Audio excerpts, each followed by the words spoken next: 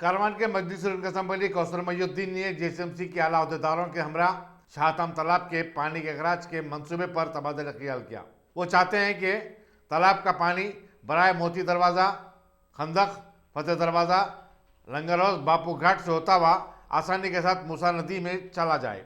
फिलवक्त ये पानी गुंजान आबादी वाले इलाकों से गुजर रहा है, जिसकी वजह से मकामी अवाम को काफ़ी तकलीफ का सामना करना पड़ा है। सदर मजलिस और रुकन पार्लियामेंट बैरिस्टर हसन अवैसी ने भी बलकापुर नाले और शाहतम तालाब के पानी के अखराज के मामले पर principal secretary municipal administration Arvind Kumar से बातचीत भी की।